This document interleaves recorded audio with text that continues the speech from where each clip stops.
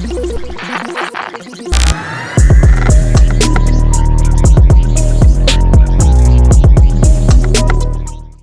is going down, y'all, and welcome to another episode of Late Night Local Talent. I am your host, King Simba, and we keep coming back with the greatness. And I got somebody who I've known for far too long, and this interview took way too long to do, and she's a prime example of why you should answer your emails. I tell that all the time. Anyway, ladies and gentlemen, please give it up for the one and the only, the legendary Chanelle Kazadi, ladies and gentlemen. How you doing? And we hear all the clapping. Yeah, we got it all going. Lights on me. I'm just kidding.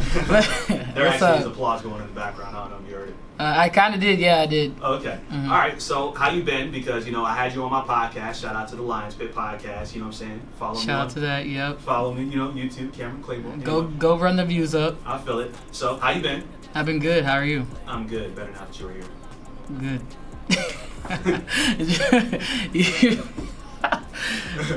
All right. So one thing I want to ask you. Let's just get right into it. Right. What got you in the music? What got me in the music? Yeah. It's always something I wanted to do, but I never jumped off the bridge to do it until now. So I feel like these past 2 years have been very lit and special, and I'm glad that I finally stepped out the shell of not caring what people thought and did the music thing. So. I feel it. So who inspired you to do music? Who inspired me to do music? Like Kanye, Pharrell type of dudes. Old Kanye or Kanye now? Old Kanye. Okay. Old Kanye for sure. Kanye before Yeezus inspired me to, do music for sure, because Kanye really don't care. He don't care what anyone thinks, and he's been successful in it. And Jay-Z, watching Jay-Z and stuff. So Pharrell with the beats, how he was with Nerd. Mm-hmm. That's raw. Just the steps they took towards the dream, And then who pushed me is some of my friends. They pushed me to do music because they were like, you need to do it because you freestyle all the time. And I know you're joking, but I really think you should try it. And, and then it just happened. And then at first my name was, Queen Nell. And then I was just like, that's just not me for real. So, I mean, I am a queen, but I wanted to have my name as my rap name. So, Chanelle Kazadi is me. Chanelle Kazadi, that sounds like a foreign car. And your last name sounds like a foreign car. My last name is foreign, period. It sounds like a foreign car, like a dope cologne or something. Oh, I got the Chanelle Kazadi number 5, man. My girl gonna love this, man. Hey, one day I had the fragrance. Okay, so one thing I noticed about you, you actually taught me one thing that I didn't know, because you asked me to headline this thing called Visualz and Friends. Shout out to my guy Visual 9. You asked me to host that for you, and that was your first headline show. And one thing I didn't know is that black people moshed. You taught me about that. I had no idea, because I remember I was a bouncer and I was at this club and there was it was a rock concert and all these white people were moshing, and then the black dude was like, you don't want to get in the mosh? I was like, we don't do that. That's called a fight. That's called jumping. Oh, we do that. If you go to concerts, you mainly see males. You mainly see males. Right. You see males in the crowd turning up. You barely see women turning up at all, because they're just going to the concert to look cute. Right. But dudes really be turning up. They will...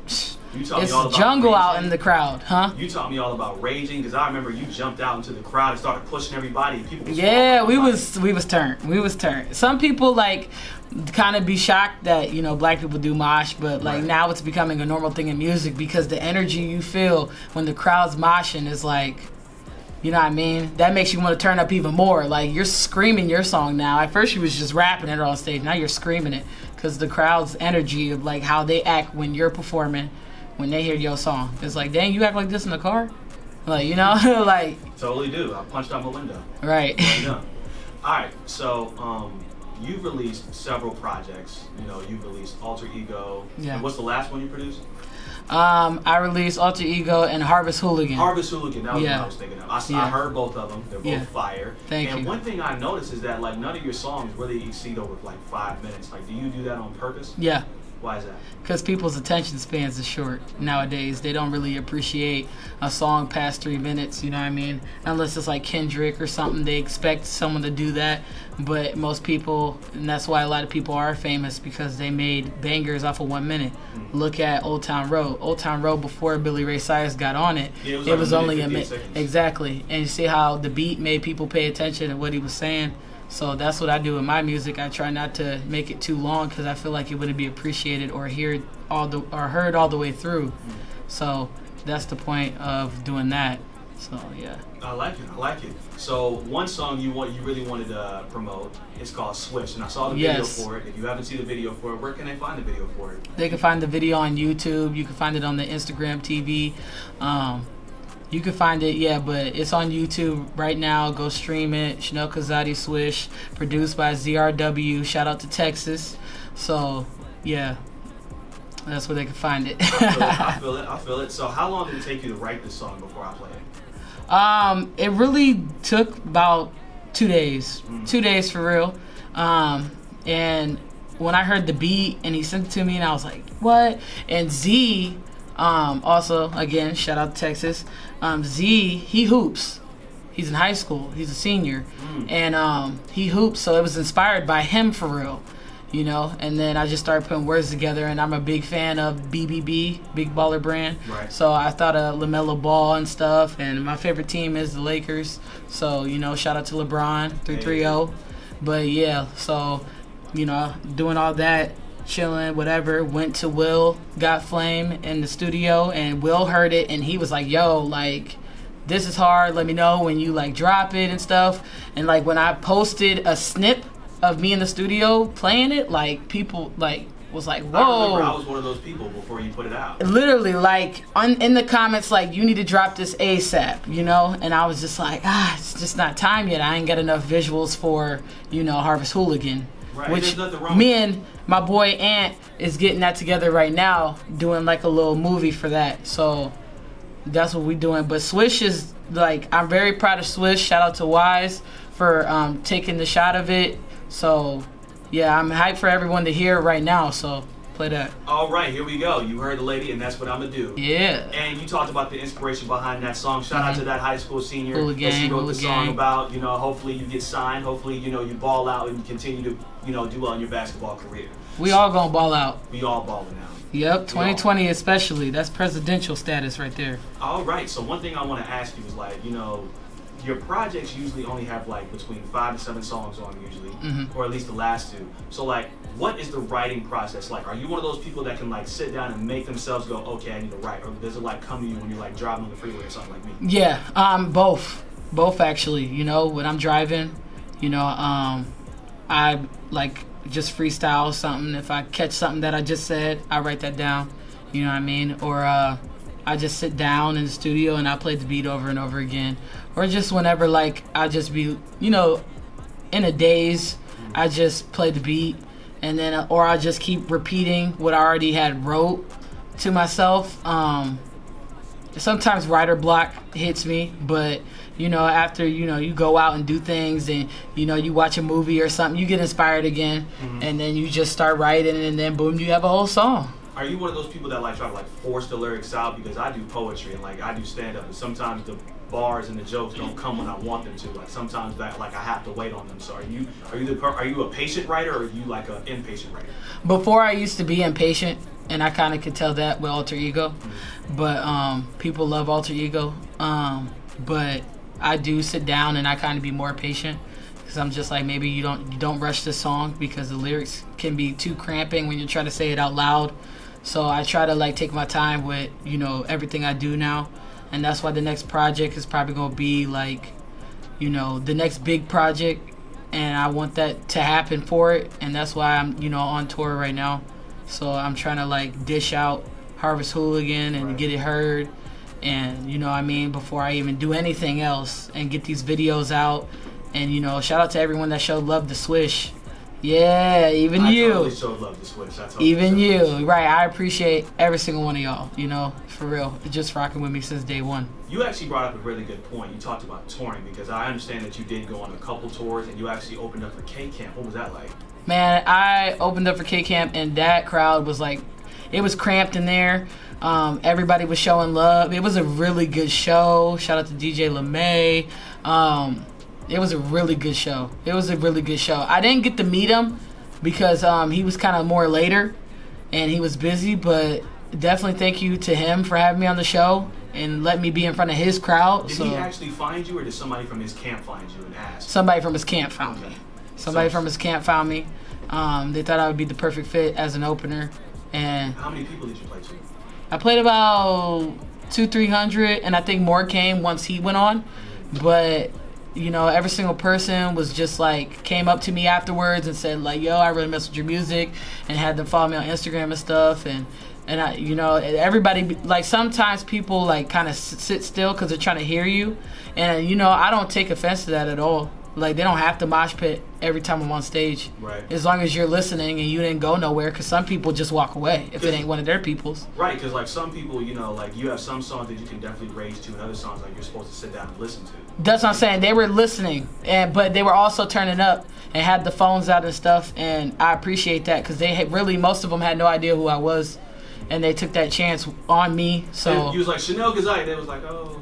Oh, I mean, you know, I'm not gonna cap. Visual 9 had it lit. I'm telling you, he was the hype man. So he had it lit. He knew what I wanted from the crowd. Oh, so they was like Chanelle Kazadi, woo! Oh yeah, they was on it, you know. So he had it lit, and you know, I came out and all like the recap video. It should be on my Instagram. If it's not, I'll post it again. But it was just great to like have that energy on me. You know what I mean? All eyes on me. This is a big show. I had my crew with me, and that was that on that. You know what I mean? And we went all out with that. So shout out to K Camp. How many other people have you toured with? Because like when I had you on my podcast, you mentioned like 7 people. So Coda the Friend, Mark Battles. That show was crazy. You know, Coda the Friend was crazy at the Grog Shop. I opened up for Mir Fontaine at House of Blues. Man, House of Blues was like, I've been working so hard for 2 years to get on that. You know what I mean?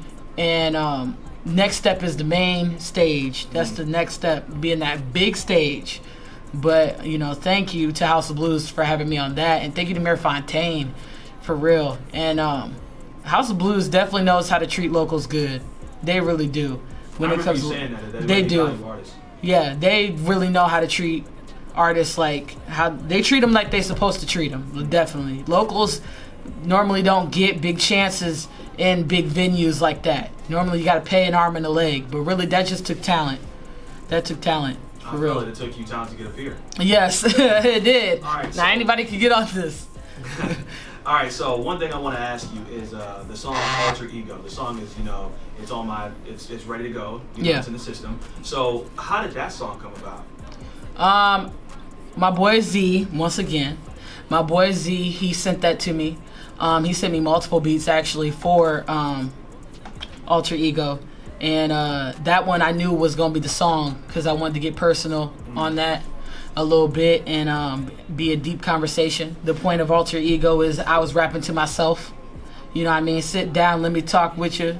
You know what I mean? So I was talking to my old self in that song, and you know, and when we shot the video, it was in a bando, and it was just like, it was creepy. But it was also like lit because it was an abandoned school and stuff. So I was basically like talking to myself. Like as you can see in the video, I was sitting down, you know, in the chair. And then I got up, you know what I mean? So just getting deep with people who listen to me with that. And then that became about Alter Ego. So it was...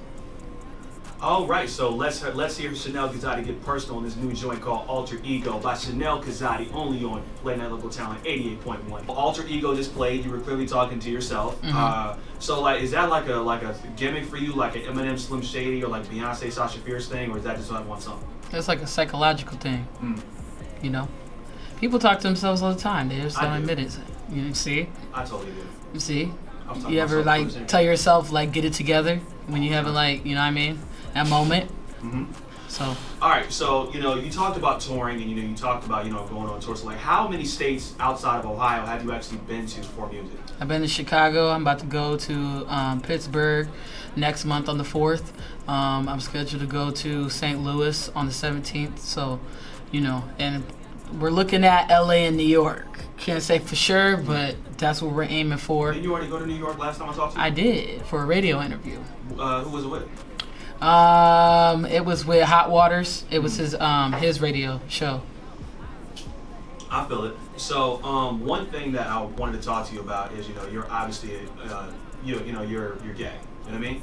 And so, the rest of this interview isn't going to be about you being gay. Yeah. But I just want to say, you know, with people coming out like Lil Nas X and stuff, you know, and it seems like the LGP is like slowly making turns in rap. So I just want to ask you, in your personal opinion, do you ever think the LGBTQ will ever truly have a place in rap, considering how homophobic hip hop has always been? I think, like I said, the women will have a stronger impact. I feel like the men kind of not, just because the image of what a man should be. They don't really accept gay males in hip hop, as what I've seen. But I feel like, honestly, a lot of men can be secretive, so like they just don't want that to be popular in a way. It's kind of weird. It's weird, but most of them are starting really not to care who's in hip hop. They, you know what I mean? It's all love. But yeah, I feel like women have more of an impact for real. Cause like, look at Young M.A. Like, no one really supports her. No one posts her. No one posts, say, hey, her video raw. No one says, hey, this is a fire freestyle, besides like, you know, the radio guys. But no one, if you really watch, no other hip hop artist really shows her love. Cause I guess she's just too intimidating. She is. Like, how do you deal with a woman having better bars than you? You know? So, well, I feel like, you know, a gay woman at that, like, yeah, but dang. You know, Nicki Minaj got better bars than most dudes, and like nobody really is intimidated by her. She like dudes. Okay, yeah. Good point. All right, so the next set of questions I want to ask you is, when it comes to like your overall legacy, like how do you want to be remembered? I want to be remembered for everything I tried to do for other artists. I want to be remembered for my music. I want to be remembered for the message. I want to be remembered for being 100% me, not fraudulent at all. I want to be remembered for that. I want to be remembered for Hula Gang. I want to be remembered, you know, being 100 with everyone that ever meets me. You know what I mean? I want to be remembered for having the right people around me. Sometimes that don't always happen, but majority of the time, what I have right now. Shout out to Ant. Shout out to Alante. Shout out to Ant's Connor. the camera guy. Yeah, Ant is the camera guy, you know, and he is doing his thing as well. And I can't wait for y'all to really see his content and stuff. But yeah, shout out to the whole team, you know. Everybody knows who they is. I can't really list everything right now, guys. Right. But, you know, I want to be remembered just for being me. Just being me, 100%. All right, so the last thing I want to ask you, at the end of the day, who is Chanelle Kazadi when it's all said and done? Chanelle Kazadi is a family person, you know, hard-headed, you know, hard worker, always focused on the dream, never slipped, you know what I mean? So that's who Chanelle Kazadi is, a winner. Right. So where can they find you? Music, social medias, everything. Where can they find you? You can find me on Spotify, Tidal, Apple Music, YouTube, Instagram, Twitter, all that. Chanelle Kazadi. Period. All right. So how do they spell your name? Because I feel people, including myself, misspelling this. So please spell it out for people. All right, Chanelle, Chanelle, and then Kazadi is Kazadi. All right. Thank you very much, Chanelle Kazadi, for coming on. Thank you. Thank you. Hey, I just caught the assist. Look at that flick of my wrist.